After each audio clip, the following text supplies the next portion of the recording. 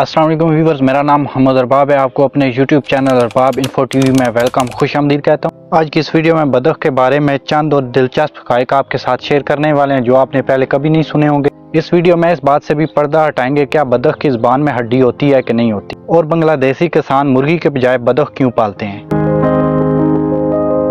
वैसे तो तालाब या आबशार में तैरने वाले तमाम परिंदे जैसा बगला, राजहंस और ऐसी नवा के तमाम परिंदों को मजमूई तौर पर बदख ही कहा जाता है, लेकिन हम आपको सिर्फ बदख यानी घरों में पाली जाने वाली आम बदखों के बारे में हैरतकुन हक़ाइक़ बताएंगे। बदख की कैं कैं की आवाज़ माहौल से मुतासर होती है।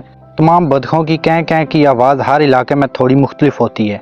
बदख के पर वाटर प्रूफ होते हैं, हत्ता कि जब बदख पानी में गोता लगाती है तो इसके परों का निचला हिस्सा बिल्कुल खुश्क होता है। नर बदख की आवाज़ मादा बदख के मुकाबले में बहुत हल्की होती है। बदख के नर या मादा होने की पहचान इसकी आवाज़ से भी की जा सकती है। मादा बदख बहुत तेज़ बोलती है, जबकि नर बदख आराम से सरगोशी ही कर पाती है।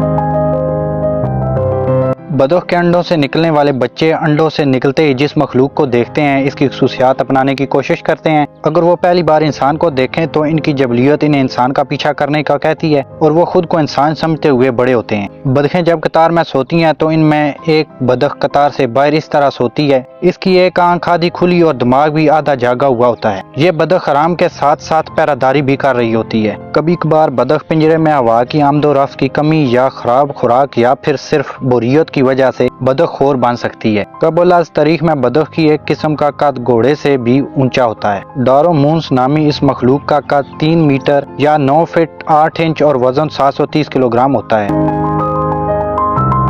बदख को हर वक्त रोटी या फिर पॉपकॉर्न या इस तरह की चीजें खिलाना इसकी सेहत के लिए नुकसानदेह है। बांग्लादेश के किसान मुर्गियों की बजाय बदखों को पालना पसंद करते हैं। असल में वहाँ आए दिन सैलाब आ जाते हैं। ऐसे में मुर्गियां तो डूबकर मर जाती हैं, लेकिन बदखें तैरने की वजह से बच जाती हैं।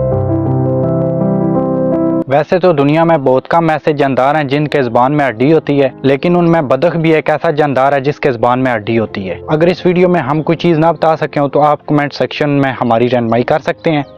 वीडियो पसंद आए तो वीडियो को लाइक कीजिएगा। मज़ीद आने वाली वीडियोस देखने के लिए चैनल को सब्सक्राइब कीजिएगा। Thank for watching. मिलते हैं नेक्स्ट वीडियो में नेक्स्ट टॉपिक के साथ। अल्लाह हाफिज़।